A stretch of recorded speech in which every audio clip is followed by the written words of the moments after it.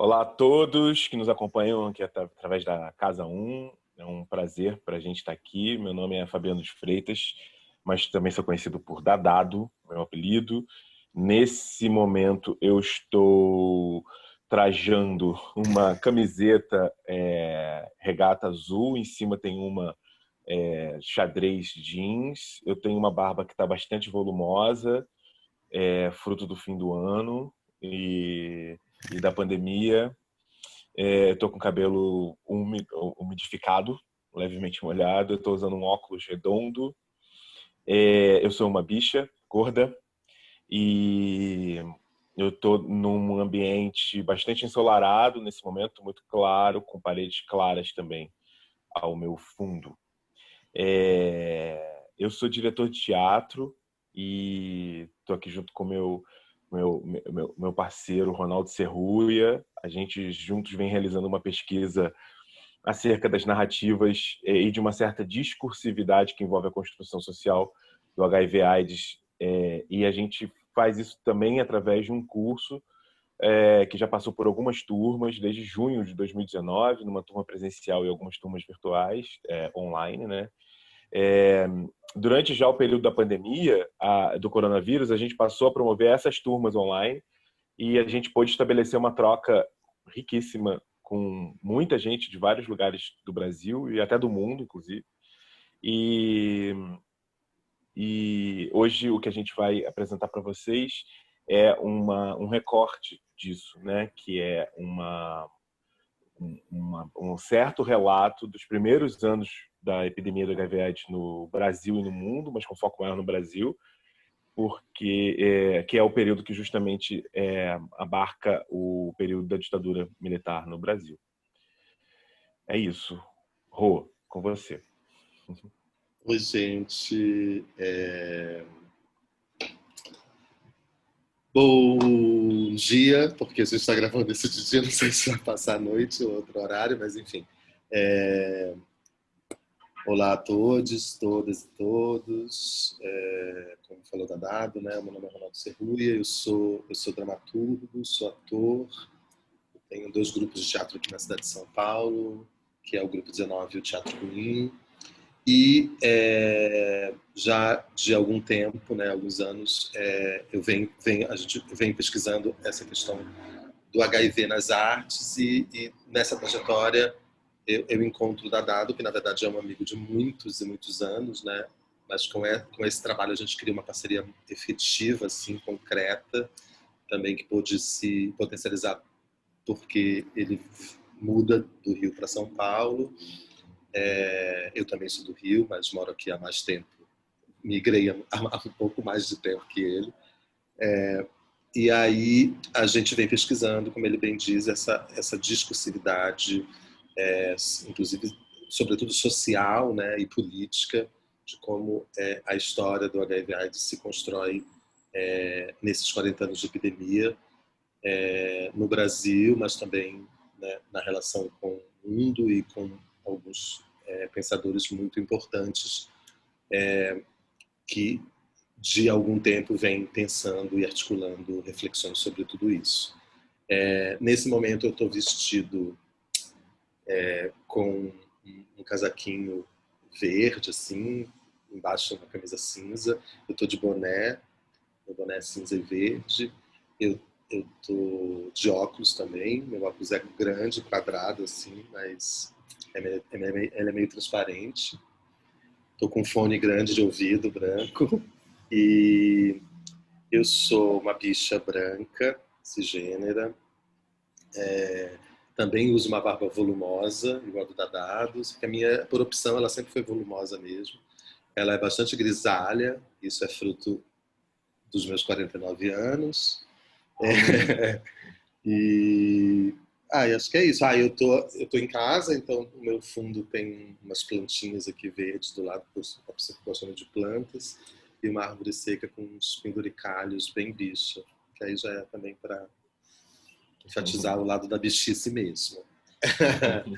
E aí, como diz Dadado, a gente vai falar então sobre fazer esse recorte aí a partir também do curso que a gente deu, né? O curso a gente acabou dividindo ele durante a pandemia, a gente continuou fazendo ele algumas turmas de um módulo, e aí a gente resolveu criar um segundo módulo, que esse segundo módulo era bem focado na narrativa brasileira do HIV/AIDS.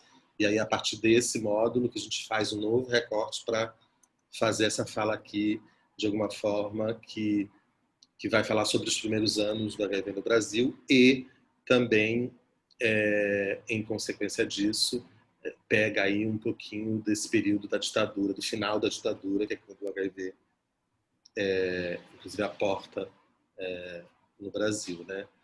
E aí, eu queria começar, de alguma maneira, esse encontro falando sobre como é interessante a gente ter em mente essa perspectiva de que toda análise social de uma pandemia, né, de uma epidemia, precisa levar em conta de que quando esta pandemia aporta no local, ela imediatamente vai se relacionar com o contexto histórico e social desse local, né? Eu acho que é muito fácil a gente perceber essa ideia relacional entre pandemia, epidemia e contexto histórico, social, político, quando a gente se debruça sobre a epidemia do coronavírus. E eu digo, é fácil porque nós estamos aqui agora lidando com isso, né? Então, por exemplo, a epidemia da Covid-19 segue aqui no Brasil, por exemplo, um script diferente daquele que a epidemia vai seguir, por exemplo, na Nova Zelândia, ou na França, ou em Hong Kong, enfim, por mais que tenham semelhanças. E não é porque o vírus é diferente em cada um desses lugares, mas é porque o lugar que recebe o vírus é diferente. Então, acho que me parece bastante oportuno aí que a gente, ao pensar a narrativa brasileira do HIV/AIDS, a gente, de alguma forma, se debruce um pouco na maneira como se construiu a história do ativismo LGBTQIA+, no Brasil, que, enquanto marco histórico, né, de formação, e aí para efeitos didáticos isso, né, data ali do final dos anos 70, mais precisamente 1978, que é quando existe a fundação do Grupo Somos, né, e, portanto, a construção desse ativismo se dá dentro de um outro contexto bem específico, que é a ditadura militar brasileira, né, que se instaura no país em 1964 e vai se estender até 1985, através aí de sucessivos governos militares, né? Então, esse movimento, que eu vou ficar falando aqui, o movimento LGBTQIA+ brasileiro, né, que naquele momento nem era chamado assim, se dá através de intercâmbios com e ressignificações a partir de com o que aqui sempre foi um parâmetro, que é a história do movimento de direitos civis estadunidenses, né? Então, a ideia, eu acho que é refletir um pouco como o Brasil ressignifica, levando em consideração suas especificidades enquanto país, mas também como que ele vai intercambiar as discussões e estruturações desenhadas por esse ativismo norte-americano, né? Eu acho que isso dá conta da gente pensar, por exemplo, em como estavam estruturadas as coisas aqui, no momento em que, por exemplo, começam a surgir e explodir os primeiros casos de HIV/AIDS ali no início da década de 80 e, portanto, na parte final, né, dos anos da ditadura militar, pegando, inclusive, um processo de reabertura, né, onde a coisa ainda assim vai continuar se intensificando, né, a pandemia do HIV/AIDS. E aí, se a gente pensa em construção de políticas LGBTQIA+, no Brasil, o nosso imaginário, ele, de alguma forma, é a revolta de Stonewall, né? Como esse parâmetro de legado, de movimento político centrado nessa questão da identidade. Então, essa história no Brasil, assim como nos Estados Unidos, vai ser muito centrada, né, muito estruturada, de alguma forma, na ideia do identitarismo, né? Então, o chamado gay power americano é intercambiado através tanto dos intelectuais e militantes brasileiros que entram em contato com ele quando das suas viagens aos Estados Unidos, quanto de ativistas norte-americanos importantes que migram para o Brasil e aqui constroem uma trajetória, acho como é o caso talvez do mais famoso deles, que é o James Green, que tem aí uma produção, né, de pensamento que está documentada em vários livros que são super importantes para a gente entender e estudar a história desse movimento, de como essas lutas se constroem no Brasil. Então, o que vai ocorrer aqui é uma espécie, e acho que isso sobretudo acontece nas grandes capitais, né, como São Paulo e Rio de Janeiro, mas em outros também, uma espécie de apropriação desses variados arquétipos culturais do universo LGBTQI dos Estados Unidos. Isso se dá também nesse desenho constitutivo, por exemplo, de todos os eventos, né? Os nossos grandes eventos, por exemplo, como a parada do Orgulho de São Paulo. E acho que essa introdução eu quis fazer só para a gente também refletir um pouco sobre como essas influências, de alguma maneira, elas reiteram a ideia da hegemonia dos modelos, né, do norte global aí na construção dos modelos de movimentos civis desses países vistos e ditos como periféricos, como de alguma forma também eles serviram de modelo para lutas forjadas nos países do norte global, né? E também se é possível a gente analisar todo esse movimento a partir de uma lógica que escape à ideia de colonialidade, né? Então, fazendo aí esse resumo histórico bem simples, a gente vai ter, por exemplo, na pós-Segunda Guerra Mundial, a gente vai ter um sistema de mundo que vai se estruturar em dois grandes blocos antagônicos, né? Que é o capitalismo versus o socialismo. E as tensões oriundas dessa binariedade é que vão fomentar esse terreno que vai ser fértil para o surgimento das ditaduras militares latino-americanas, né? Por exemplo, o medo que a Revolução Cubana, que vai acontecer ali no finalzinho da década de 59, quer dizer, na verdade ali nos anos 60, a Revolução Cubana vai se estruturando, né? E de que as ideias revolucionárias, por exemplo, do Fidel Castro, se disseminassem pelo continente latino-americano, é decisiva na instalação desses processos ditatoriais, por exemplo, que a gente sabe são inclusive bancados, né, e fomentados economicamente pela potência norte-americana, né? Mas, ao mesmo tempo, as ditaduras latino-americanas vão ser constantemente ameaçadas por esses processos de descolonização de pensamento que vão acontecer em vários lugares do mundo, né? Vários eventos, esses vários eventos sociopolíticos, culturais, como a própria Revolução Sexual dos Estados Unidos, a própria Revolta de Stonewall em 69, o Maio de 68 na França. Então, esse ativismo, né, LGBTQIA+, essa sigla só surge depois, mas eu resolvi falar assim, pois eu resolvi seguir a lógica desse tempo em que eu falo e não do tempo do qual eu falo, né? Esse ativismo ele vai iniciar abordando assuntos próprios dessa herança colonial e que está profundamente presente na nossa lógica de colonialidade desse país, por exemplo, que é o machismo, o patriarcado, a violência às mulheres e essas opressões a toda e qualquer sexualidade dissidente, né? Então, aqui no Brasil, mas também nesse contexto latino-americano, dos outros países latino-americanos, essa luta ela vai se formar, né? Vai se construir e se estruturar a partir de uma necessidade muito profunda de uma política de assunção pública da homossexualidade, né? Da importância de se assumir dentro desse contexto, né? Então, a luta e o movimento tinham essa ideia de tornar o pessoal político, né? E aí eu acho importante a gente lembrar que os movimentos de esquerda que se insurgem enquanto resistência e combate contra essas ditaduras no Brasil, a ditadura do Brasil, mas também dos outros países latino-americanos, esses movimentos de esquerda eles não ficaram imunes a esse vírus colonial. E eles reproduziram e reproduzem até hoje, nas suas organizações e nos seus movimentos, tanto apartidários quanto partidários, essas fobias, como o machismo, a homofobia e a transfobia, que, no meu entendimento, são uma espécie de cepas, né? São uma espécie de variações, como agora a gente está aprendendo a ouvir, né? As variantes do coronavírus, né, que tanto nos assustam nesse momento.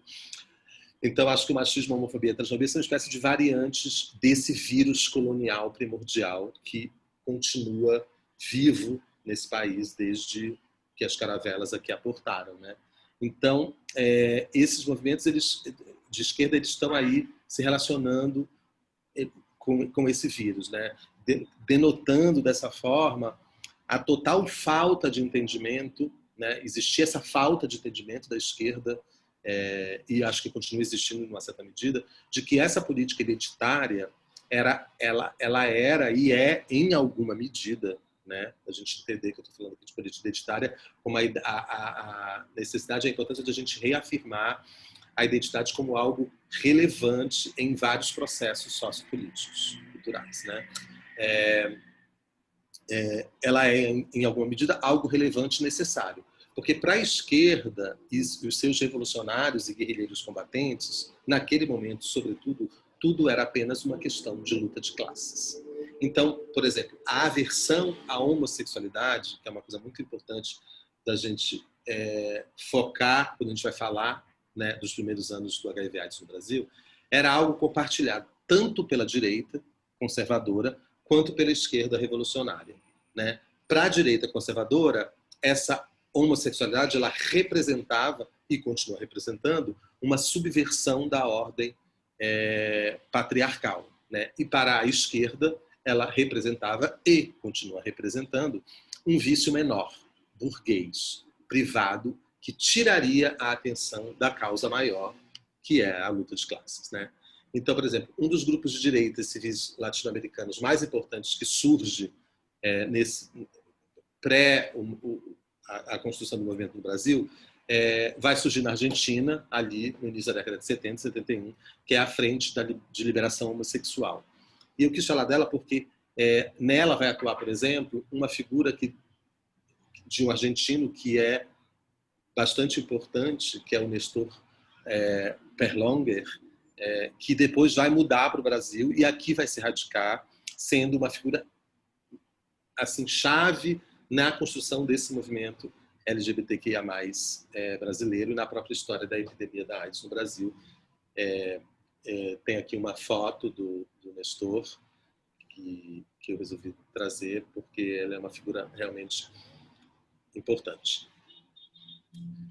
Por exemplo, só para você ter uma ideia de como a Frente de Libertação Homossexual de Liberação Homossexual é importante, porque em 1973 eles vão lançar uma revista que é considerada a primeira publicação voltada para os homossexuais na América Latina e que chamava Somos, e que vai ser exatamente o nome do primeiro grupo organizado no Brasil, que vai surgir em 78, e que é considerado aí o marco da história desse movimento LGBTQIA+, no Brasil, né?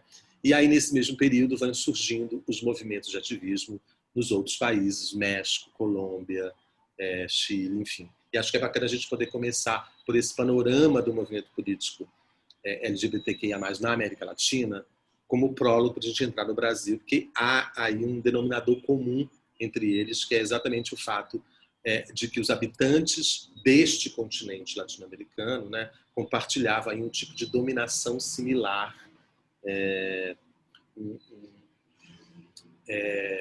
pautada nessa subalternização que se traduzia principalmente pela racialização e pela sexualização desses corpos, né? E tudo isso é fruto dessa atuação do colonizador, né? E aí eu acho que o eixo político principal desses movimentos de dissidência era a luta pela cidadania e contra a exclusão e opressão que impedia e que continua impedindo a normalização, a naturalização desses corpos, né? Então, o senso comum, eu acho, que perpetua a ideia de que o movimento LGBTQIA+, no Brasil se inspira e se pauta exclusivamente nas questões construídas pelos movimentos civis norte-americanos, é um pouco falaciosa e tem a ver, acho que, com essa história hegemônica que se quer contar e manter e não leva em consideração que as especificidades do processo colonizador e da ditadura vivida pelo Brasil produziam necessidades e lutas outras que não eram as mesmas vividas pelas bichas e lésbicas estadunidenses, né? A questão Não é negar as influências, os ecos de Stonewall, por exemplo, que são inegáveis, mas apenas problematizar essa versão quase mimética dessa influência, né? E aí, entrando no Brasil agora propriamente dito, a gente vai perceber que a repressão produzida pela ditadura, ela aqui, né, durante esses anos em que eclodiram todos esses movimentos no mundo, vai ser um grande dificultador na formação de um movimento gay e lésbico brasileiro, que, embora era consistente, talvez tivesse mais dificuldade de ser amplamente articulado e fortalecido, como era, por exemplo, o movimento civil de direitos civis norte-americano. Então, o Somos, o primeiro grupo, né, articulado a isso, só consegue ser fundado em 78. Né? 2 anos antes, em 1976, o João Silvério Trevisan, outra figura importantíssima nisso tudo, né, tenta, ao voltar do seu alto exílio nos Estados Unidos, articular reuniões para organizar um grupo. Né? Nesse primeiro momento, essa articulação ela não funciona bem, ela não vinga, e só 2 anos depois é que ele consegue, ao lado de outros ativistas gays e lésbicas, formar o Somos. Né? Era um grupo formado majoritariamente por homens gays, tinha poucas lésbicas. Mais uma vez, a gente vê aí, né, nessa dificuldade, esse processo colonizador mostrando as contas para a gente. Né? E aí, eu volto aqui à figura do Nestor Perlong, vou também mostrar aqui uma foto do João Silvério Trevisan. Eu escolhi uma foto dele bem jovem, neste momento, inclusive. João é um homem super interessante, um cara, né, que é uma figura basilar assim, na história. Né? Escreveu talvez um dos livros mais importantes para a gente pensar a história da homossexualidade no Brasil, que é o Devasso do Paraíso, da Dada vai falar super dele. Mas eu escolhi uma foto do Trevisan novinho, porque, gente, ele continua lindo, mas ele era muito gato. Então tá aqui o Trevisan fofinho para a gente ver. E aí eu volto aqui também destacando de novo a figura do Perlong, porque ele foi um elo importantíssimo nessa criação do Grupo Somos. Tá? É também em 78 que o jornal Lampião da Esquina é lançado, que é o primeiro jornal exclusivamente feito por e para homossexuais, que circula até 1981. Portanto, período imediatamente anterior à chegada da AIDS no Brasil. O conselho editorial do Lampião da Esquina tinha nomes como, além do Trevisan, o Jean-Claude Bernardet, que também é uma figura muito importante a gente pensar, que pensou, né, o HIV/AIDS, o Perlong, o Agnaldo Silva, né, que aí também envelhece de outra forma. Em meio a toda essa formação identitária, né, toda a formação desse movimento, enfrentando todas essas dificuldades que é estar vivendo no país sob a égide de uma ditadura militar, é que a AIDS chega no Brasil. Né? E ela chega no Brasil, em plena ditadura, como uma doença gay, conceito já construído pelo conhecimento médico científico da época e amplamente divulgado pela imprensa escrita do período. Né? Então, de algum modo, a epidemia da AIDS no Brasil ela acaba sendo responsável por um salto significativo desses movimentos articulados a duras penas e a revelia dessa repressão ditatorial. Porque ela obrigou a sociedade civil brasileira a se estruturar em várias organizações não governamentais e a verticalizar e aprofundar a discussão sobre sexualidade. Né? Então, por exemplo, a primeira matéria que a gente vai encontrar sobre a AIDS no Brasil foi feita no dia 3 de setembro de 1981, pelo Jornal do Brasil, no Rio de Janeiro, com o título Câncer em Homossexuais é pesquisado nos Estados Unidos. Fazer um adendo importante aqui. A AIDS chega enquanto discursividade já completamente amalgamada a essa alcunha, peste gay, câncer gay, num momento em que a própria homossexualidade ainda é vista como doença pela ciência. Tá? Então, os primeiros casos no Brasil datam ali de final de 82, início de 83, quando a homossexualidade ainda configurava aí como desvio mental e transtorno sexual com código 302 no CID. Né? Vai ser somente em 1985, depois de uma árdua campanha que foi liderada pelo Luiz Motti, antropólogo baiano, fundador do Grupo Gay da Bahia, e de um advogado chamado Antônio Mascarenhas, que o Conselho Federal de Medicina vai retirar a homossexualidade da lista de doenças. E a Organização Mundial de Saúde só retira a homossexualidade da sua lista de doenças mentais em 1990. E é só em 1993 que ela substitui de vez o termo homossexualismo e passa a usar apenas homossexualidade. Portanto, uma grande parte da epidemia do HIV/AIDS, sobretudo o seu início no Brasil, ela é vivida por uma espécie de sobreposição de patologias, né? Então, acho que é muito interessante a gente perceber isso. A proliferação, por exemplo, dos discursos enunciados e narrativas descontroladas sobre HIV/AIDS, e que o Herbert Daniel, também uma figura importantíssima da história da AIDS no Brasil, e, sobretudo, pensando aí nessa relação com o HIV e a ditadura, né? Porque o Herbert Daniel foi um guerrilheiro, né? Combateu, pegou em armas para lutar contra a ditadura e, logo depois, diante do seu diagnóstico, né, começa também a falar de toda a dificuldade que foi ser um guerrilheiro e ser uma bicha guerrilheira, né, dentro desse movimento, um pouco também por tudo aquilo que eu falei ali dos movimentos de esquerda e como é que eles se estruturaram aqui no Brasil na relação com essas questões identitárias, né? Então, o Herbert vai chamar todos esses enunciados, narrativas descontroladas sobre HIV/AIDS de epidemia discursiva, né? E essa epidemia discursiva, que a gente pode muito bem perceber neste momento aqui durante a pandemia do coronavírus, vai atuar em todas as esferas sociais e se acentuavam, por exemplo, com um contágio de personalidades e artistas que eram vitimados pela doença. O que a gente também pode verificar do ponto de vista da narrativa social é que todos os estereótipos, todas as imagens produzidas em torno da AIDS e coladas aos corpos homossexuais e de outras dissidências, transexuais, enfim, se por um lado elas foram vetores de violência e estigmatização profundas, né? Por outro lado, elas também impulsionaram e aceleraram a mobilização para responder às demandas criadas pela epidemia. Então, a epidemia de HIV/AIDS, no Brasil, ela vai desarticular e articular ao mesmo tempo, né?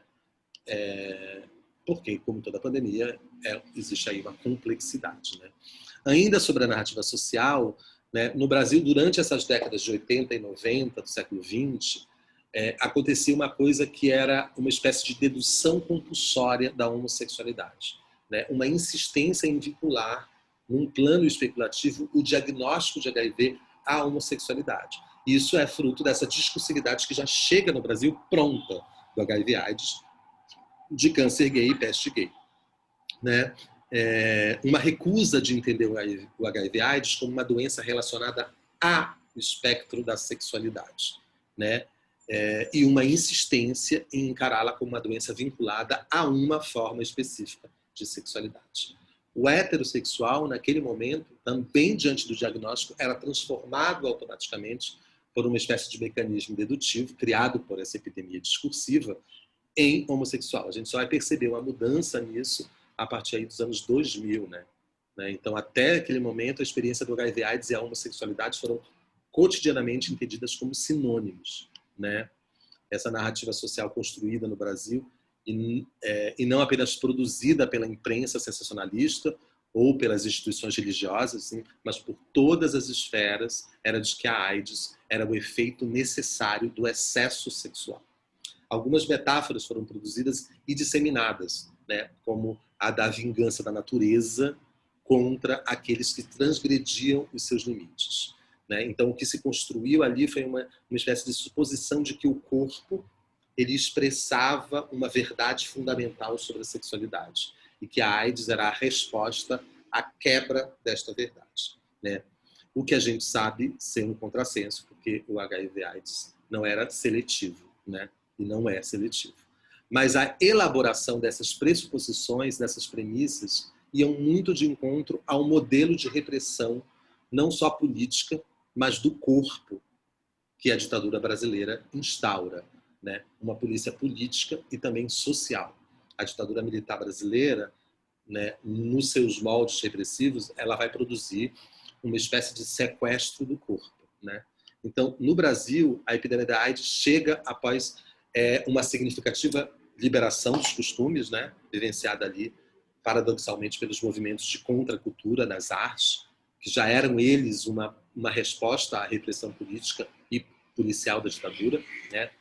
Os primeiros casos vão datar aí de 82, e a divulgação da epidemia no Brasil é pautada, como eu já disse, pelo sensacionalismo e pelo terror midiático.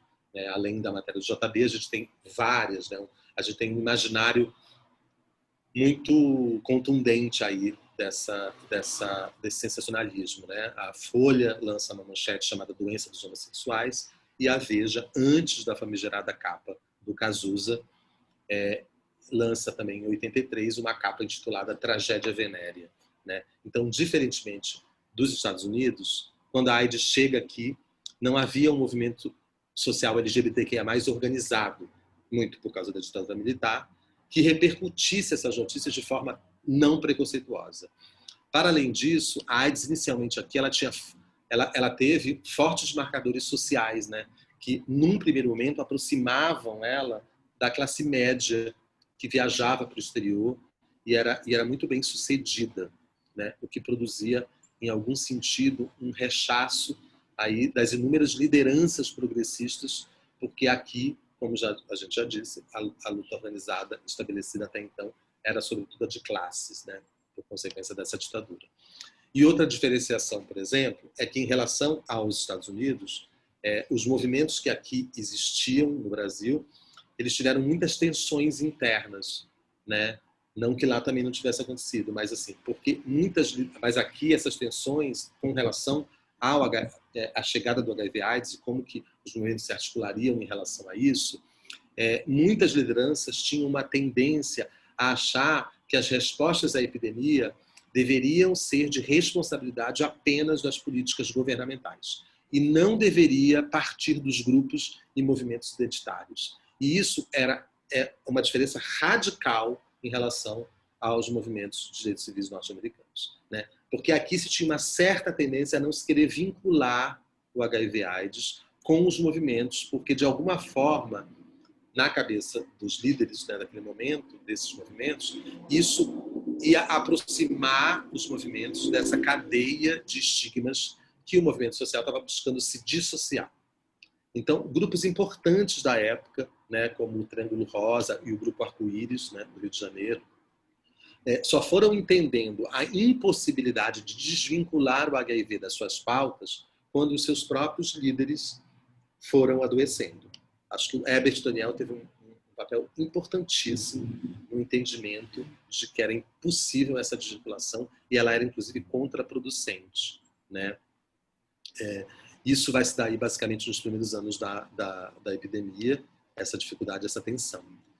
E aí, por um lado, entender esse papel também quase que exclusivo do Estado no combate à AIDS no Brasil não tem só a ver apenas com as circunstâncias daquele momento específico, mas com a própria fisiologia política do Brasil, né? Que ao longo da sua história aí teve a vida política orbitando sempre em torno do poder do Estado, né? Uma administração centralizada que de alguma forma sempre foi vista como garantidora da unidade da nação, né? Então, os movimentos sociais nessa história, né, historicamente falando no Brasil, sempre tiveram uma importância um pouco menor na história política, né? E mesmo as organizações não governamentais, assim que vão surgindo depois, elas sempre vão depender, de algum modo, do apoio do Estado, né? Então, por exemplo, em 1986, portanto, aí no início da reabertura política, né, uma data emblemática, portanto, né, sobretudo nessa nossa fala aqui, ocorre a criação do Programa Nacional de DST e AIDS do Ministério da Saúde no governo Sarney, né? Então, a gente está aí nesse momento de reabertura e redemocratização, que é um dos poucos momentos favoráveis aí na recente história do Brasil, né? Então, a criação desse programa ela vai produzir parcerias promissoras entre essas esferas do poder federal, estadual, municipal e uma relação dessas esferas com os movimentos sociais. Então, é o começo de uma mentalidade que vai associar no Brasil, pela primeira vez, a epidemia da AIDS com as questões de cidadania e de direitos humanos. E eu trago isso, me deu vontade de trazer isso aqui, porque eu acho que esse é o início de se pensar a relação de HIV/AIDS com a produção de discursos artísticos de alguma forma, né? Quando a gente começa a perceber que a doença precisa ser refletida e analisada também como um fenômeno social. E é interessante a gente perceber que o início dessa mentalidade só pôde ser possível com a saída de cena dos governos militares ditatoriais. Ou seja, elas coincidem com esse momento de reabertura, né, pós-ditadura. Então, essa rede de solidariedade vai, enfim, se concretizar no Brasil aí no final dos anos 80, início da década de 90, né? Essas redes de solidariedade nascidas com a epidemia do HIV/AIDS, elas foram elas mesmas se construindo como espaços políticos contra a LGBTfobia, né? Contra a homo, lésbica, transfobia, enfim, pelo simples motivo que a epidemia nos obrigou a olhar, a falar e a discutir, como eu disse lá no início, sobre sexualidade de uma forma mais pública, né? Então, o desejo e as práticas sexuais estavam aí sendo colocadas nas pautas das instituições, na agenda dos movimentos e também nas rodas de conversa em âmbito privado. Entretanto, como a vida é complexa, né? Ninguém se livra assim tão fácil de mais de 20 anos de ditadura militar, né? Que se instalou no país, que inclusive nunca nem concretizou definitivamente a sua própria libertação colonial, né? Então, a herança desses anos de chumbo aí, né? A gente está falando aqui basicamente também da ditadura, se perpetua numa espécie de mentalidade que foi engedrada, né? Uma mentalidade moralista, punitivista e recalcada. Essa mentalidade ela continuou reverberando no país, né? Então, as redes discursivas no Brasil em torno da epidemia, elas se formaram num tom bastante imperativo, bastante moralista e punitivista. A exemplo, por exemplo, do use a camisinha, né? Por exemplo. E tiveram, aí, de modo geral, políticas públicas intervencionistas e bem pragmáticas e calcadas, todas elas, no pânico moral e no medo social. Acho que isso ajuda a gente a entender porque, de certa forma, os estigmas perduraram e perduram no tempo, de forma bem arraigada, com relação ao HIV/AIDS, né? E, para finalizar, eu vou falar aqui de algumas datas que eu acho importantes e emblemáticas na construção dessa gestão brasileira da epidemia e tentar chegar aqui no aqui e agora, mas é muito rápido, né? Em 96, foi criada a lei de 13 de novembro, que garantia essa distribuição gratuita e universal do tratamento aos portadores de HIV. Em 2003, esse programa vai ser considerado referência mundial, né? Então, em 10 anos, após o programa ser considerado referência mundial, os protocolos de tratamento a partir da terapia com os antirretrovirais, isto é, quando os pacientes diagnosticados com HIV podiam iniciar o seu tratamento, esses protocolos vão mudando e até que em 2013, só em 2013, que se muda definitivamente esse protocolo para o início do tratamento imediatamente a partir do movimento de diagnóstico. Tá? Independente aí da quantidade de células CD4, que é a célula de defesa, que são as atacadas pelo vírus HIV. E eu estou dizendo tudo isso, né, uma coisa meio para, de repente, trouxe a ciência aqui, só para fazer aqui uma breve análise bem subjetiva, né, a partir da minha experiência como uma pessoa vivendo com HIV. Né? O meu diagnóstico ele aconteceu em 2014, por exemplo. Né? Então, ele foi, portanto, um ano após a mudança desse protocolo, onde a partir dessa mudança, todas as pessoas que recebiam o seu teste sorológico positivo para o HIV começavam imediatamente, após, né, alguns exames, o seu tratamento com os antirretrovirais. Né? Para mim, por exemplo, foi fundamental começar a tomar imediatamente os antirretrovirais e a possibilidade de, com isso, alcançar o status de indetectável, né? Mesmo sabendo que esta indetectabilidade é resultado de privilégios estruturais que atuam sobre um corpo como o meu.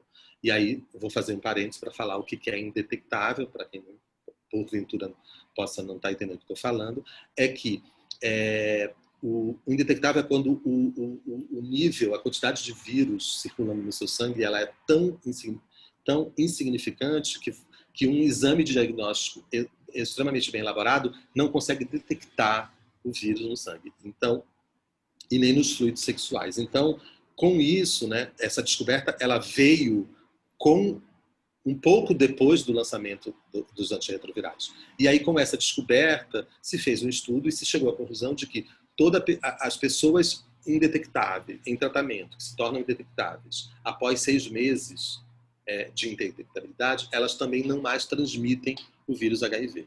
Né? Então, por exemplo, a questão do indetectável igual intransmissível se estabelece a partir de uma mudança de chave fundamental para a experiência social das pessoas vivendo com HIV em tratamento com carga viral indetectável há pelo menos 6 meses. Porque esses corpos, pela primeira vez, passam de agente de propagação para agente de prevenção. Né? Isso é muito importante, não só subjetivamente para as psiques das pessoas vivendo com HIV, porque a ideia de se deparar com uma indetectabilidade, ela sim, a gente precisa entender que ela ainda é um privilégio nesse país, e isso tem a ver com esse vírus colonial, né? Tem corpos que não acessam essa adesão, mas ela tem a ver, sobretudo, com... Ela, de qualquer forma, ela é um empoderamento de uma psique que historicamente vem, ao se deparar com o diagnóstico, se culpabiliza, se martiriza e se sente perigosa, se sente um corpo vetor. Né? Então, esses corpos passam aí de agente de propagação para agente de prevenção. Além da possibilidade de fazer uma gestão das suas relações sexuais de forma mais livre, tirando a camisinha do eixo central da prevenção. Isso é muito importante. Eixo esse que sempre foi ocupado pela camisinha de forma complexa e nunca absolutamente funcional. Não, obviamente, em relação à eficácia da camisinha em si, mas do seu uso como método preventivo e do seu uso como método preventivo, mas em relação à realidade social do uso da camisinha. Né? Então, eu quis terminar minha fala chegando até aqui, fazendo esse salto, chegando até aqui, porque eu acho que dá para a gente perceber no encontro de hoje, a data vai começar agora, mas a fala dele também vai nesse encontro, que é que tudo é uma linha que se constrói. Né? Então, todos esses estigmas, os nós de tudo isso que a gente ainda vive hoje, estão relacionados com a história de como o HIV chega no Brasil e o que ele encontra aqui. A primeira vítima brasileira da AIDS foi o costureiro Marquito. Ele morreu em 81. No ano seguinte, foram 5 os mortos de AIDS. Em 86, já havia 1.000 doentes e 500 mortos. Mais de 70% homossexuais. Pois foi só em 86 que o governo criou um órgão dentro do Ministério da Saúde para coordenar a ação oficial. E a única coisa que você pode fazer para não ter AIDS é tomar cuidado. As campanhas de prevenção são a parte mais aparente do trabalho federal. Somente agulhas e seringas esterilizadas ou descartáveis. Cuide-se. A microbiologista Lair Guerra de Macedo chefia o serviço desde o começo. A senhora não acha que o programa do Ministério da Saúde começou muito atrasado? O programa do Estado de São Paulo, por exemplo, começou em 1983, o dos senhores em 1986. Já foi tirado esse atraso? Eu diria que o mundo inteiro está atrasado. Nós hoje sabemos muito sobre AIDS. Eu não diria que o Ministério da Saúde está tão atrasado. Eu diria que nós temos, quando eu olho o passado e vejo o que nós já fizemos, eu penso mais em responder essa pergunta de outra forma. O que é que nós deixamos de fazer? A pessoa que está com AIDS, pela própria carga que a doença traz, não precisa mais do que apenas assistência médica? O Ministério procura ouvir essas pessoas para saber do que eles precisam mais do que o hospital? Olha, na verdade, nós temos procurado ouvir essas pessoas indiretamente através dos hospitais e das pessoas que estão no nível operacional. Eu conversei com Lair Guerra de Macedo Rodrigues, aqui no Ministério da Saúde, em Brasília, durante mais ou menos 1 hora. Ela me pareceu uma pessoa bem intencionada, que diz que trabalha muito e deixa transparecer uma certa mágoa, porque acha que o trabalho dela é muito criticado. Talvez por estar sempre muito ocupada, a doutora Lair conheça pouco das condições reais de funcionamento dos hospitais públicos do Rio de Janeiro. A médica Márcia Rachid conhece isto melhor. Mas é que tem paciente de AIDS que chega a morrer procurando no hospital. Tem, sem dúvida. Tem pacientes que morrem em casa, morrem numa emergência, às vezes no chão de uma emergência, porque não tem, muitas vezes, a maca para ele ficar aguardando uma vaga. É muito desagradável, é uma sensação indescritível. São Paulo é a cidade que dá o melhor atendimento a quem tem AIDS no Brasil. O médico Paulo Roberto Teixeira luta em São Paulo contra a doença desde 1983. Ele conheceu o preconceito dos primeiros tempos da AIDS. O médico Jamal Suleiman, chefe do ambulatório de AIDS do Hospital Emílio Ribas, conhece o preconceito de hoje. No estado de São Paulo está concentrado o maior número de casos de AIDS do Brasil. É aqui que fica também um dos melhores serviços de notificação de casos de AIDS. A Secretaria da Saúde do Estado estima que entre 400 e 500 mil pessoas estão contaminadas com o vírus da AIDS aqui no estado. Dessas, 60% são de homossexuais. Isso quer dizer que no estado de São Paulo existem mais ou menos 300 mil homossexuais contaminados com o vírus da AIDS.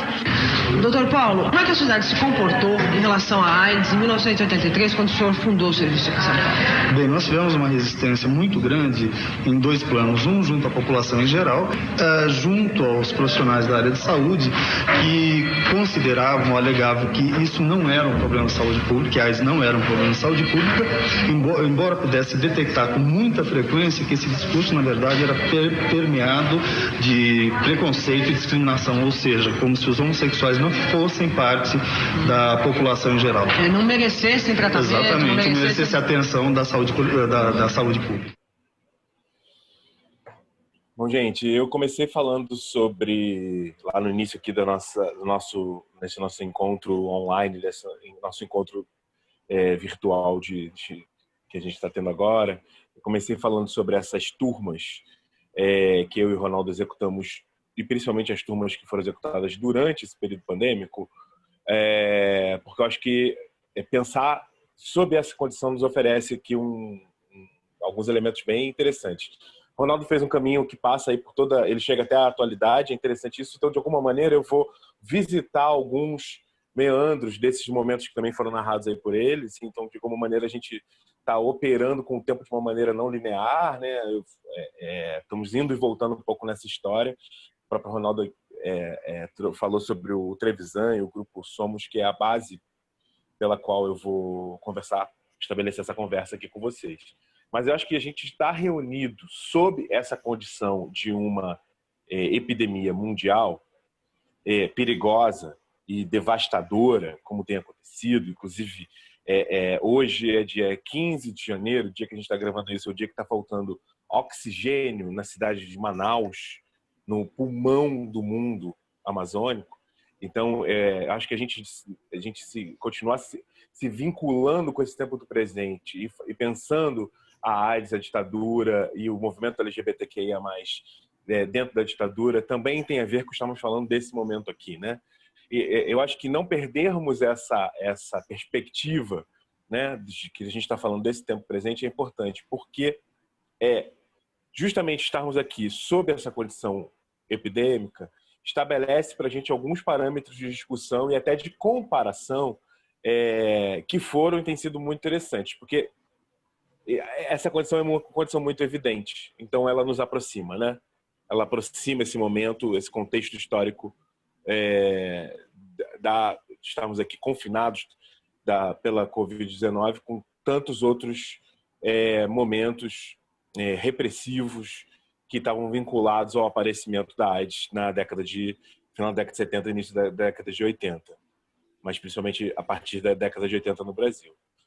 E aí eu vou trazer só aqui eu vou partir de um texto para chegar em outro, mas no início da pandemia, o Paul Preciado, pensador, filósofo espanhol, escreveu um texto justamente aproximando esses dois momentos, o da epidemia da AIDS, a que vivemos, e esse momento que a gente vive agora, que é a epidemia do coronavírus. E eu acho que é interessante a gente pensar aqui também a partir desse contexto de exceção, né? Como a ditadura também é.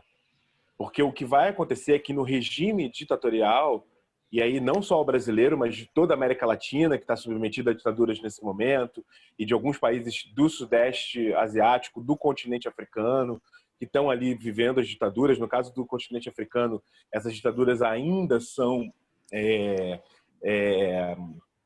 consequências de saqueamentos e de regimes coloniais muito anteriores, muito antigos, né?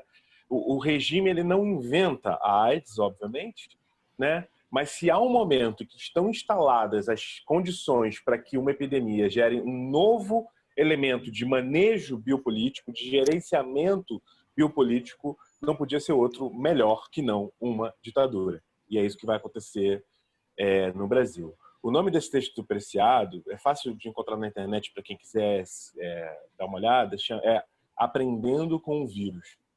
E nesse texto ele apresenta dois eixos que são bastante complementares e que vão ajudar a gente a pensar o HIV/AIDS no momento histórico em que a comunidade LGBTQIA+, no período da ditadura, o que historicamente significa ali o final da ditadura, como a gente já falou aqui, como o Ronaldo falou, né? Mas como que se encontrava a comunidade naquele momento.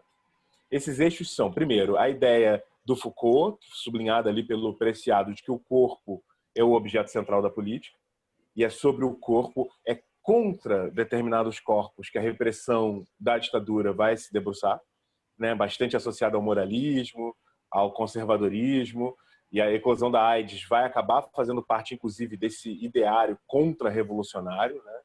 Gerando as condições para uma reação conservadora contra todo o movimento emancipatório que já vinha, diga-se de passagem, há pelo menos, não de pouco tempo, mas pelo menos 2 séculos, né? Considerando todas as emancipações operárias, feministas que vão acontecendo desde o século XIX, né? A AIDS, ela vai...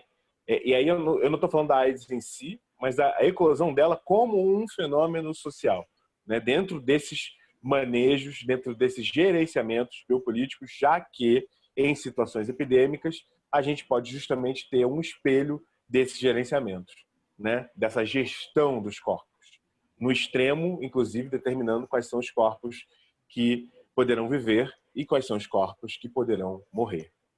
E isso nos leva ao segundo eixo que o Preciado também nos lembra lá nesse texto, Aprendendo com o Vírus, que vem da própria etimologia da palavra imunidade, né? A ideia de imunidade como uma condição para que uma sociedade alcance uma fantasia de imunidade. Porque para isso é preciso que ela eleja quem são esses corpos que estão fora da possibilidade da imunização.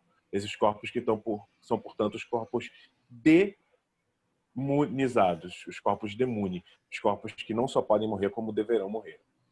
E aí, partindo desse título, do Aprendendo com o Vírus, né, do Preciado, e fazendo essa ponte e o Preciado fazendo essa ponte super oportuna entre uma epidemia e outra, mas com esse elemento pedagógico, esse elemento de aprender, né, com uma análise de uma situação, isso me levou a um outro texto uma outra ideia que o João Silvério Trevisan nos apresenta, que é a ideia do vírus como um irmão, a ideia do vírus como uma oportunidade.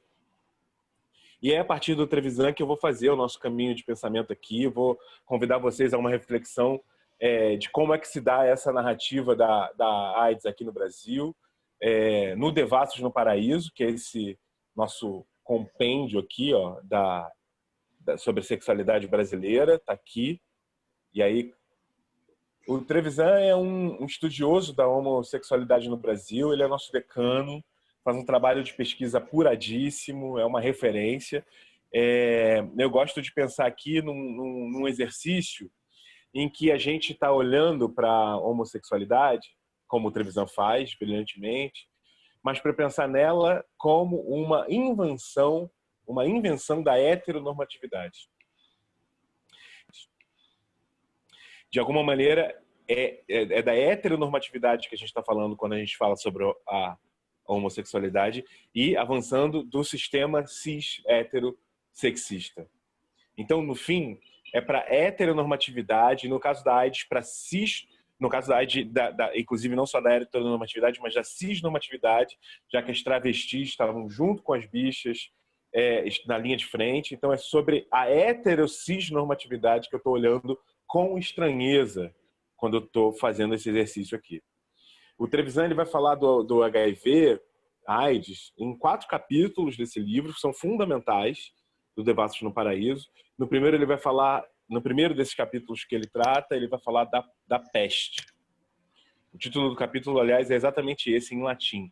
In peste veritas. Na peste, a verdade. O Trevisan começa trazendo justamente um autor que é muito afeito ao teatro, que é a nossa disciplina, né? A nossa indisciplina de origem aqui, minha e do Ronaldo, que e ele vai falar de um dos pilares do teatro feito hoje, o teatro da contemporaneidade, que é o Artaud, que o Artaud ele vai falar sobre a catarse das pestes. É um ensaio super polêmico dele, que ele foi publicar em 1933, vejam só, e o Artaud vai falar sobre a peste apresentar uma característica muito similar à do teatro, que através da peste há a deflagração da verdade.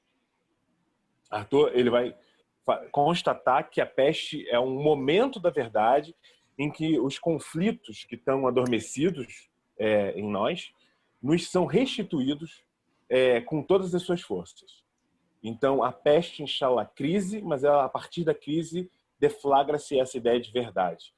Né? Então, é um processo de catarse para o Artaud, né? Um processo de catarse coletiva, perigoso, mas que é profundamente revelador. Né? A epidemia da AIDS é de início associada a uma peste, é importante que se diga. O imaginário coletivo sempre encarou as doenças de massa como um castigo, e no caso da AIDS isso vai cair como uma luva. Né? Então, voltando aos demune, a essas comunidades fora da possibilidade da imunização, a AIDS evidencia quais são os eleitos demune pela sociedade imunizada, portanto, os devassos, para usar o termo preferido aí do Trevisan, os abjetos, para usar um termo que eu gosto, que eu uso bastante, mas esses dissidentes da normatividade de uma forma geral. Né? Então, logo de início, portanto, o diagnóstico do HIV ele significava um atestado de que a pessoa pertencia a uma comunidade de párias. E, quase sempre, essa comunidade de párias esteve ligada, nesses primeiros anos, à homossexualidade. Portanto, antes de ser uma doença do corpo, a AIDS já era uma doença moral. E o doente de AIDS era culpado pela sua própria doença na condição de quem tem um comportamento delinquente, desviante, dissidente, né? E a saúde acaba se tornando, então, um pretexto ainda maior para legitimar algumas prescrições morais que, na ditadura, vão ser interessantíssimas. Para uma ditadura, vão ser interessantíssimas.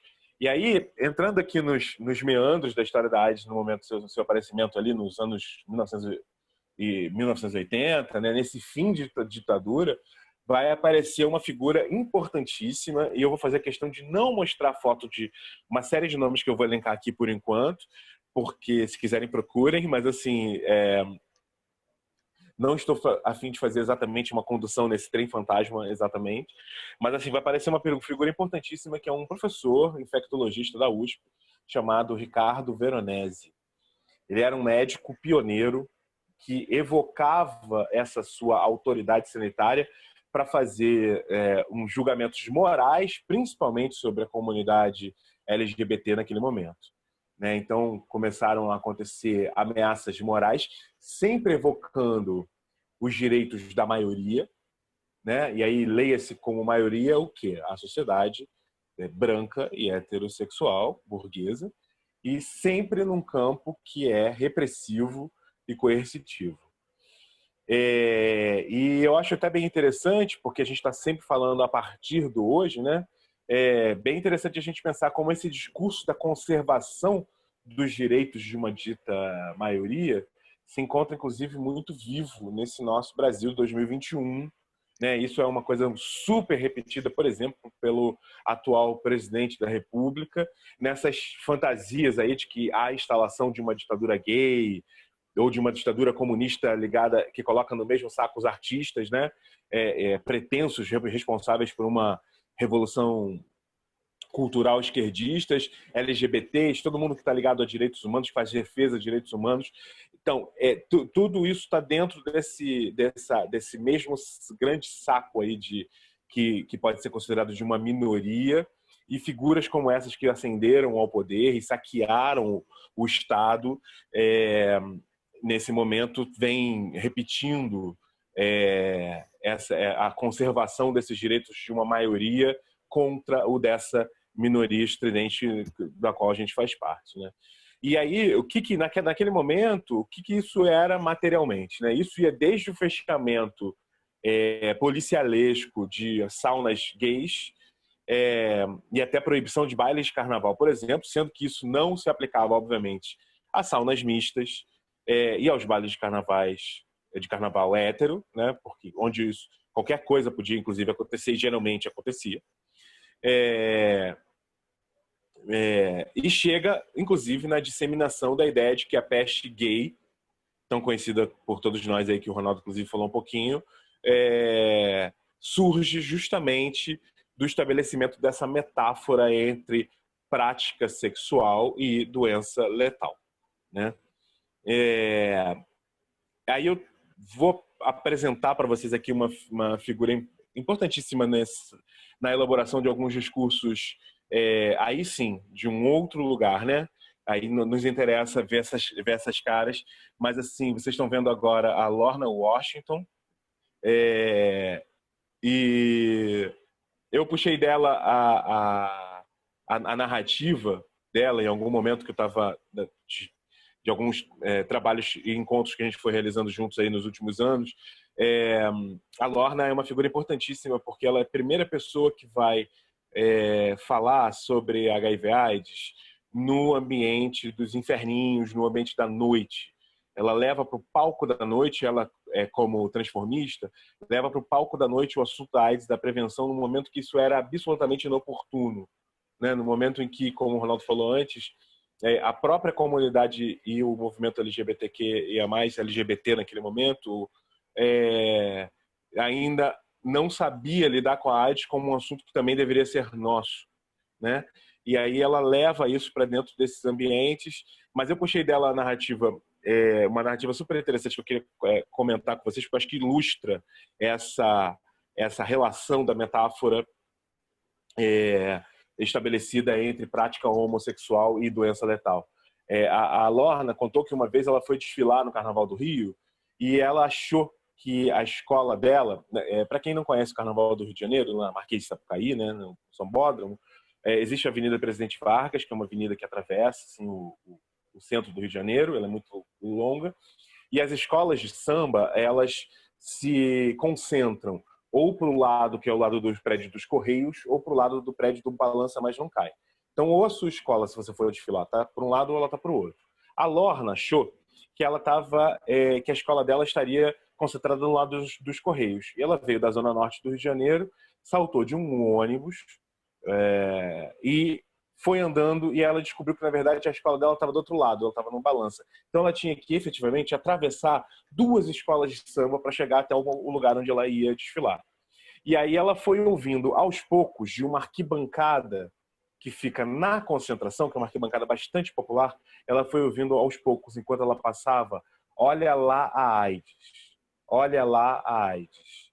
Então, isso foi virando quase como uma vaia numa associação direta da bicha e da bicha montada, né, dentro dessas práticas de montação com a AIDS. Acho que isso ilustra bem essa associação que vai ganhando, inclusive, esse imaginário popular. Nesse momento, a imprensa brasileira vai fazer circular uma linha editorial totalmente recriminatória, né? Ronaldo também já falou aqui da manchete da Folha, tem as capas famosas da Veja, mas a imprensa demora muito a sair dessa linha culpabilizante que associava a AIDS exclusivamente a comportamento considerado repulsivo, né? Então, e aí vai surgindo esse mar de desinformação e começou a surgir coisas absolutamente absurdas, como, por exemplo, um manual de como transar.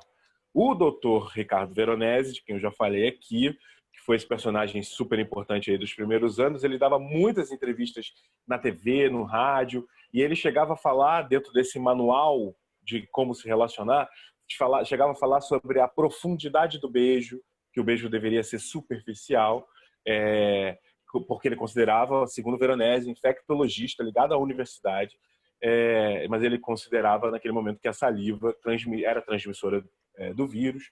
O Veronese também acrescentava estatísticas fantásticas. Ele dizia, por exemplo, que 65% de todos os homossexuais no Brasil estariam infectados. e que 75% dos casos de infecção no Brasil era de homossexuais. Essa é uma estatística absolutamente impossível, porque para isso ele precisava ter uma espécie de sensu bicha, né? Ele precisava ter, para ele poder dizer que 65% de todos os homossexuais no Brasil estariam infectados, ele precisava antes saber qual era a estatística de homossexuais no Brasil. E essa estatística, na verdade, ela não existe, né? Ele seguia, portanto, disseminando na imprensa a ideia de que a doença poderia alcançar dimensões apocalípticas. E um outro médico, também médico, chamado Márcio Bontempo, chegou a afirmar em algum momento que a AIDS era menos uma patologia infecciosa e mais uma doença de autodestruição. O sexólogo Wilson Ribeiro afirmou em um congresso que a AIDS era uma perversão, uma deformação. E também no congresso de patologia clínica, um outro personagem, que é o Dr. Matos Filho, foi mais conclusivo ainda, dizendo que a AIDS demonstrava que todos os homossexuais, sem distinção, sofriam de imunodeficiência precoce. Como vocês sabem, a AIDS significa doença da imunodeficiência adquirida. E mais que isso, que o sexo anal potencializava essa imunodeficiência congênita dos homossexuais, né? Mais adiante, um outro personagem, o Dr. Silvano Wendel Neto, mais uma vez usou desse expediente de trazer a linguagem da guerra, o vocabulário bélico, para dizer que a AIDS ia vencer a guerra se, abre aspas, medidas profiláticas efetivas não fossem executadas imediatamente. Todas elas são válidas nesse momento. Então, instala-se esse trem fantasma, inaugurado, diga-se de passagem, pela própria ciência, que vai se espraiando pela sociedade, que é essa ideia de que a AIDS é uma peste gay, e que aqui vai mais um ponto importante aqui para a gente pensar na produção de narrativas, né, que é um ponto no qual eu e Ronaldo nos debruçamos. Afinal, o discurso médico e científico, né, é também um espaço de produção de ficções, como a gente pôde perceber aí a partir desse elenco de personagens que eu trouxe aqui. Eu gostaria de ler com vocês um trecho de uma descrição, uma transcrição de um discurso feito por um radialista chamado Afanásio Jazade, que ocupava também bastante a mídia naquele momento. Os homossexuais, essas lésbicas, esses pederastas, sejam isolados, alijados da sociedade, pois essa bicharada anda agora com essa peste matando pessoas. Como anormais que são, devem ficar confinados não sei lá onde. Lamentavelmente, nosso Brasil está em terceiro lugar nessa peste gay, essa doença que mata. Então, tem que isolar esses canalhas. Eles estão no governo, aqui, ali, em toda parte. São um perigo à saúde pública. Se você tomar um cafezinho no bar, numa xícara usada por eles, você irá contrair a doença. Eles têm que ser isolados da comunidade. Então, autoridades religiosas, políticas passaram a reproduzir essas ideias aí derivadas desses discursos de terrorismo. Vocês estão vendo agora a foto do Dom Eugênio Salles. Dom Eugênio Salles era arcebispo do Rio, ele foi uma espécie de assistente da ditadura, de todo o aparelho repressivo, e ele afirmou, inclusive, em algum momento, que a AIDS era uma resposta da natureza que, por estar violentada, estaria se vingando. Isso vai ganhando assim proporções fantásticas, a ponto de farmácias, por exemplo, começarem a se recusar a aplicar injeções nas bichas afeminadas e nas travestis, obviamente. Dentistas começaram a se recusar a atender homossexuais. Foi rolando um efeito bola de neve até chegar em pontos como a proposta bizarra do Dr. Aloysio Neves, que, diga-se de passagem, era primo do Tancredo Neves, de que deveria haver uma cirurgia peniana que impedisse a ereção e a ejaculação de homens infectados pelo HIV. E vai se dando, então, as condições que o próprio Trevisan vai chamar de os anos de pânico, sendo que a prática homossexual é a grande vilã. Numa imagem, a gente pode pensar que a sociedade, com a sua fantasia de sociedade imunizada, vai perceber que a forma de se imunizar da epidemia da AIDS precisa ser combater um vírus. Do HIV? Não, o vírus da homossexualidade. Então, há uma construção que vai se dando no discurso e que é uma ideia, e essa construção é de uma ideia culpabilizante da AIDS. Mas tem aí um ponto de virada importante dessa história. Assim, em algum momento, e não poderia deixar de ser diferente, essas fantasias que estão presentes no campo do discurso, que, como a gente viu aqui, é um discurso técnico também, científico, mas social, antes de tudo, vai ganhar forma e vai se transformar em ação concreta. Então, a história da AIDS vai começar a ser confirmada pela geração de uma violência que não é mais só simbólica, né? Começa com propostas oficiais de confinamento, como as que eu já dividi aqui com vocês, e confinamento ao exemplo do que já tinha acontecido com a hanseníase /lepra, com a tuberculose, com a saúde mental, e daí, inclusive, vai surgir uma figura super importante, uma imagem importante, que é essa imagem do além-muro, né, desse outro lado, onde estaria confinado o doente, né? E o doente que é o outro, e onde estaria também confinada a doença, que é a própria outridade, né? Mas começam a acontecer esses elementos concretos, materializados de violência não só mais simbólica. Então, assim, em 1986, aí a gente já está fora da ditadura militar, mas ainda sob os ecos da ditadura militar. É importante dizer isso porque em 86 ainda havia, por exemplo, censura. A censura ainda não tinha caído em 1986. A gente ainda estava vivendo os ecos, a gente estava se livrando. Se nos últimos anos da ditadura a gente tem a anistia e a abertura lenta e gradual implementada pela ditadura, nos primeiros anos pós-ditadura a gente também tem, na verdade, um lento e gradual distanciamento da ditadura militar. E que, na verdade, vai durar muitos anos, porque mesmo nos governos mais progressistas que a gente passou nos últimos anos, diga-se de passagem, governos Lula e Dilma, que tentaram fazer a revisão histórica desse período, ainda assim não se chegou até a culpabilização, por exemplo, dos militares, né? Então é importante que se diga isso, né? A ditadura ainda gera ecos, até mesmo sobre nós aqui ainda, né? Alguns bons anos depois. Mas em 86 explode uma bomba num dos cinemões aqui de São Paulo. Um dos autores da bomba é um evangélico fervoroso. Ele disse que fez aquilo para impedir a volta aos tempos de Sodoma e Gomorra e que iriam nos levar, enquanto sociedade, à condenação eterna. Em 87, 2 músicos que estavam acompanhando um show do Lobão, anos 80, a gente está falando do auge do rock Brasil, né? Foram espancados em São João del Rei por alguns caras da cidade que disseram que os cabeludos, a ideia deles os cabeludos não vão passar AIDS para as meninas da cidade. E numa academia de São Paulo, um grupo de frequentadores usava uma camisa que estava escrito Anti-Gay Commander, né? Essa imagem vai aparecer daqui a pouco num trecho de um filme que a gente vai ver. Portanto, esses demônios, nós, os demônios, os devassos, os dissidentes, estávamos expostos e evidenciados.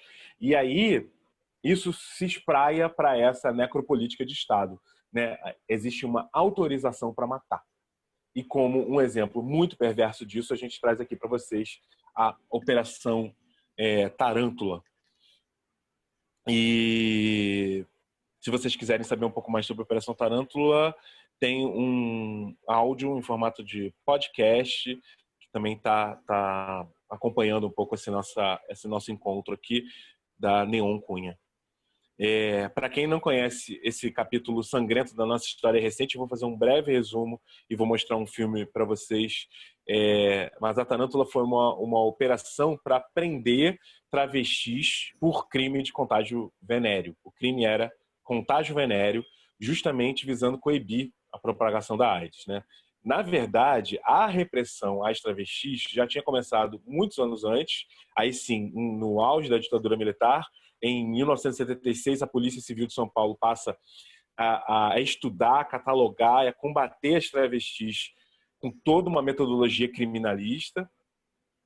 A ideia era prender os, abre aspas, pervertidos, fecha aspas, e é assim que eram chamados, estão chamados, inclusive, lá nos documentos, estão chamadas as travestis nos documentos, levando toda e qualquer travesti que fosse encontrada, essa era a ideia, toda e qualquer travesti que seja encontrada tem que ser levada em qualquer contexto, por exemplo, no supermercado, à delegacia para que ela fosse fichada. A ideia é de que a justiça poderia avaliar, a partir desses fichamentos, o grau de periculosidade dessa travesti. Mas em 87, aí novamente, um pouquinho depois da ditadura militar, mas sob eco da ditadura militar, porque é a consequência de uma operação que começa no final da década de 70, começa a Tarântula, e nessa operação a polícia é autorizada a prender as travestis que se prostituíam nas ruas de São Paulo. A operação, depois, ela foi muito rapidamente suspensa, oficialmente, mas as travestis passaram a ser, não mais recolhidas pela polícia, mas passaram a ser misteriosamente assassinadas a tiros nas ruas de São Paulo. Ou seja, houve uma autorização simbólica e tácita para o extermínio higienista das travestis pelo próprio Estado, numa ação que é novamente imunizadora, né? Tirar de circulação as pessoas que estão fora da possibilidade da imunização. E aí a gente vai ver um pouco sobre isso no filme do Dácio Pinheiro, Meu Amigo Cláudia, sobre a Cláudia Wonder. A Polícia Paulista deu início a uma operação especial, a Tarântula, dedicada a prender travestis. Graças aos esforços da vereadora Irede Cardoso, do Partido dos Trabalhadores, a operação foi suspensa. Os travestis passaram, então, a ser metralhados na rua por desconhecidos. O prefeito Jânio Quadros proibiu, por decreto, que homossexuais entrassem na Escola Municipal de Bailado. No fim do ano, numa academia de musculação, vários atletas mandaram confeccionar uma camiseta com a inscrição Anti-Gay Commander. Isso era chocante, era uma coisa assim humilhante, era uma das coisas mais terríveis que eu já vi. O camburão já ficava aberto um pouco mais à frente e às vezes era uma perua que não era perua de polícia mesmo, era uma perua de polícia civil, né? Um carro comum, e eles abriam já a porta e aí o cara vinha andando como se fosse nada, já vinha com umas algemas assim, meio disfarçadas, e ele pegava como se estivesse pegando um bicho, assim, como se tivesse... É uma caça mesmo, né? Era uma sexta-feira de carnaval e, como sempre, todo mundo se fantasia, né, e tal. E onde a gente se reunia era na frente do HS, ali na rua Marquês de Tu. E a gente até brincou que a Marquês de Tu estava parecendo a Marquês de Sapucaí, porque de tanta gente que tinha na rua e, enfim, tinha um baile de carnaval dentro da boate onde eu trabalhava e tinha um outro baile de carnaval praticamente fora. E, de repente, estava cheio de gente, assim, sabe, um clima gostoso. A polícia chegou e fechou o quarteirão. Um desses investigadores que estavam dentro da perua, de uma das peruas, parou e veio falar: o que vocês estão fazendo aí? Aí saiu, assim, sabe? Tava aquele silêncio, né, por causa das prisões e tal. Aí eu gritei em alto e bom tom, eu falei: prender bicho é fácil. Subir o morro e trocar tiro com malandro, ninguém vai. Aí foi que o clima pesou, né? E nisso o cara já tomou ela assim, como se fosse um animal, e jogou ela dentro do camburão. Hoje a cobra vai fumar, ele me falou. Eu imediatamente, eu estava com outro amigo e ela, nós pegamos um táxi e fomos atrás desse camburão. E quando eu cheguei lá, eu falei assim: olha, a minha amiga foi presa aqui e tal, e eu queria falar com o delegado. O delegado não está, ele está numa diligência. Eu fiquei, né? Porque eu mesmo não entendi, né, a minha ousadia, assim, foi um impulso. Assim. Mas chega uma hora que eu acho que até o teu próprio espírito se revolta com a injustiça, entendeu?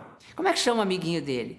É o Marco Antônio, ele chama Marco Antônio, mas como é que é o nome de guerra, não sei o que. Então, isso ela veio, e aí ela chegou e falou assim: o seu nome é Marco Antônio, né? Ele falou: Marco Antônio. E aí o seu nome de guerra, daí ela falou, aí ele falou assim: o seu Marco Antônio, o senhor foi agredido? E aí ela fez assim com o cabelo, jogou o cabelo assim como se fosse uma diva, e aí falou assim, depende, moralmente ou fisicamente? Talvez eu até fosse morta pela polícia, porque do jeito que eles eram naquela época e como eu fui ousada, entendeu? Em desafiar assim na frente de todo mundo, né? A autoridade deles, até apareceu o barulho dos danados aí. Mas na década de 80 a coisa era mais, vamos dizer, arriscada, né? A gente sempre corria algum risco, havia aquela sensação de perigo no ar, para tudo que se fazia.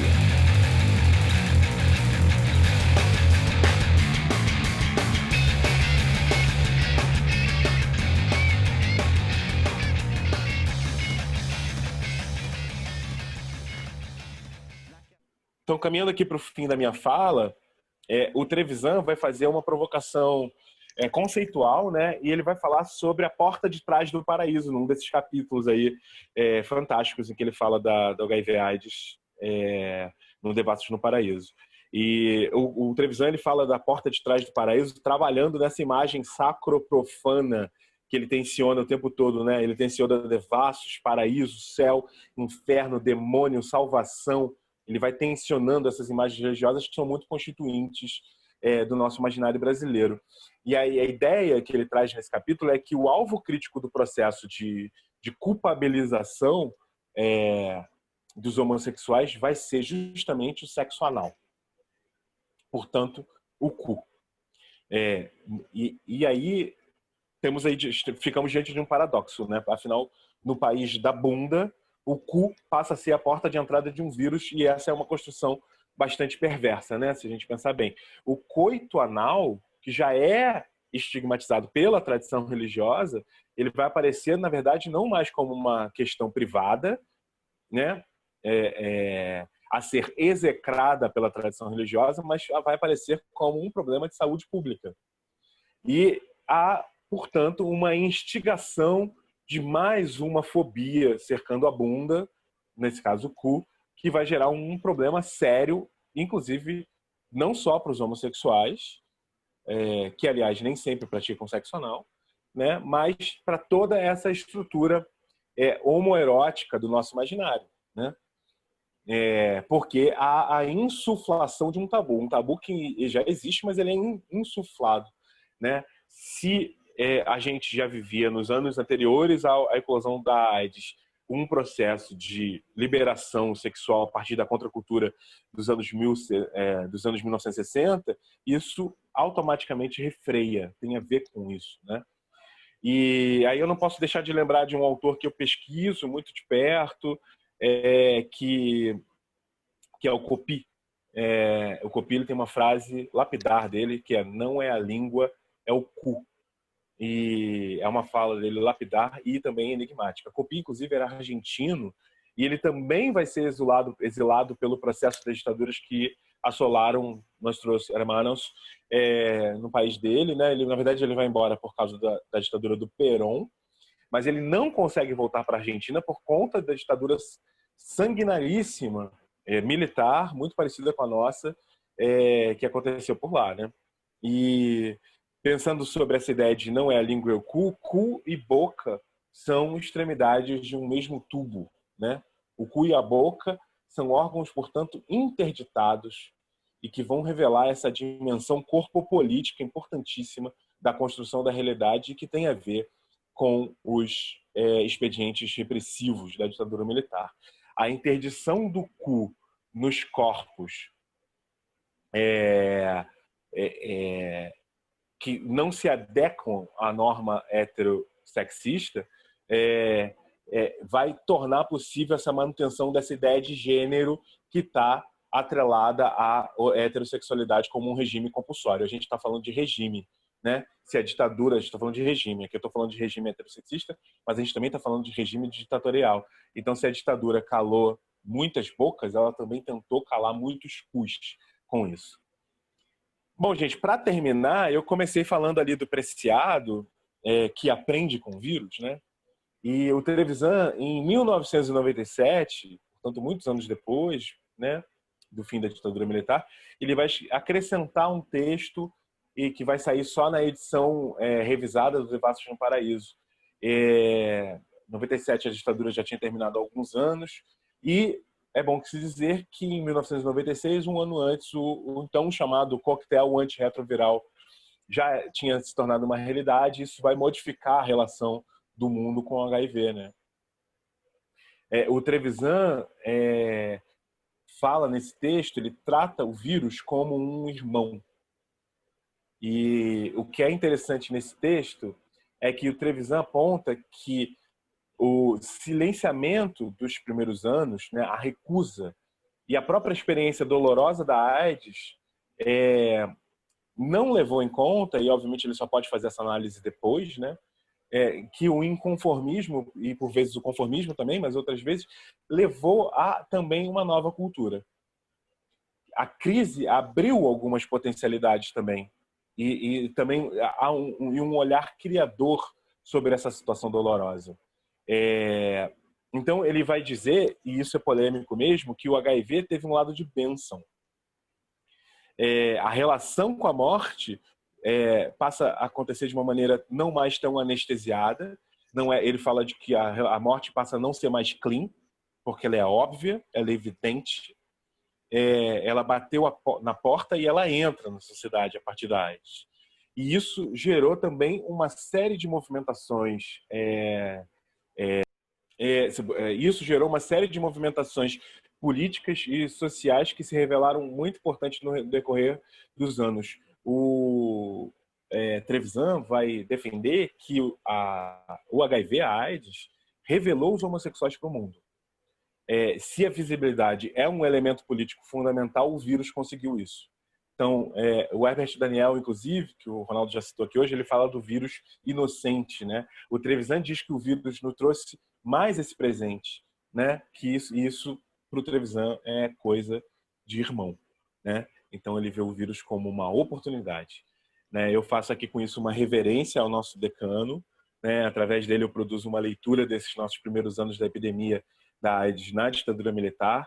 Portanto, também faço uma reverência à nossa ancestralidade bicha, atravessada sim pela AIDS, como parte constituinte da nossa história.